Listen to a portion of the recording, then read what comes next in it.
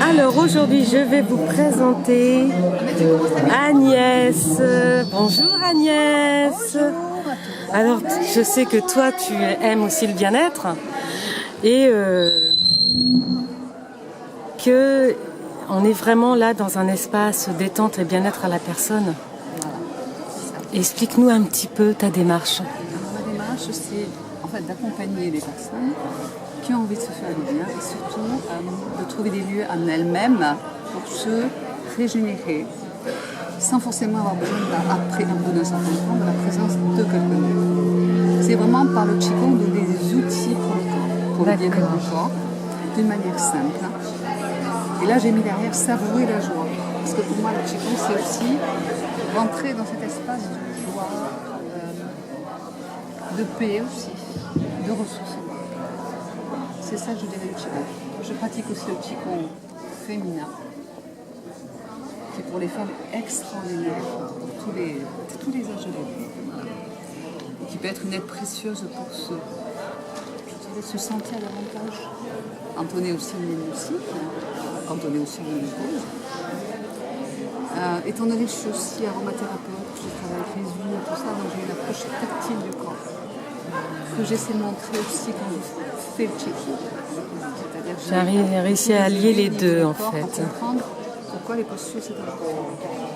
Et comment par quelques phrases sac, on se remet dans le grâce, on peut se sentir mieux. Quand on est face à une situation stressante, par exemple. Voilà. Donc le Qigong permet, d'un coup on se rassemble, on ne s'éparpille pas, on revient avec soi. On reste plus concentré sur soi-même. Voilà, c'est ce qui me plaît dans le Qigong, c'est ça. On parle beaucoup d'axes, on parle beaucoup de posture, mais c'est une manière d'apprendre à se fluidifier le corps. C'est un outil. Après, j'encourage les personnes qui pratiquent, chez elles, à faire leur propre Qigong.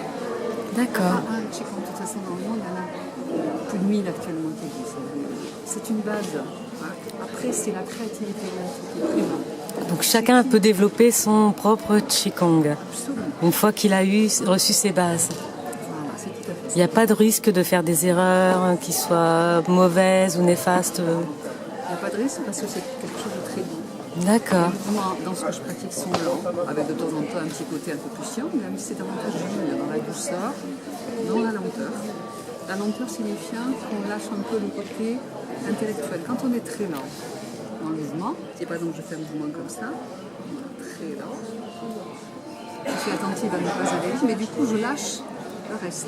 Oui, on reste concentré sur ce que l'on fait. On revient à l'essentiel quelque part du Qigong. D'accord. Sachant que le Qigong est très vieux, qu'il est relié quand même au début de la médecine chinoise.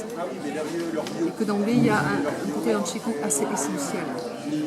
L'essentiel du mouvement pour apprendre à être mieux dans la vie, pour éviter de tomber malade aussi. Ce que les Chinois disaient, c'est que ce qu'ils recherchaient dans le Qigong, c'était la longévité. Comment devenir mieux, mais en restant en santé, heureux. D'accord. Une vraie philosophie de vie en fait, qui se retrouve à travers le Qigong. Voilà.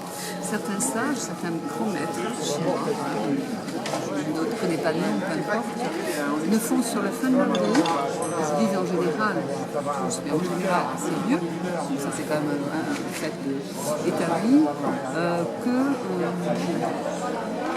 qu'ils ne font qu'un seul mouvement. Pour certains, un ou deux mouvements sur la fin de leur vie. Ce mouvement-là qui leur permet d'être vraiment le plus en paix, le plus heureux dans leurs propres énergies, dans le chi. Ça c'est le terme qui signifie l'énergie. Donc le Qigong c'est ça. À un moment donné, on lâche tout ce qu'on a appris. C'est un apprentissage, après on sait. D'accord. Donc à la fin, plus besoin, quand on arrive à 90 ans, 80 ans, d'aller pratiquer. Être en posture une seule qui, quelque part, certainement nous résume. Voilà. Être résumé par une belle posture, quelle jolie idée. Merci Agnès. Avec grand plaisir. Et au plaisir de te retrouver dans tes activités et aussi avec les massages et tout ce qui est...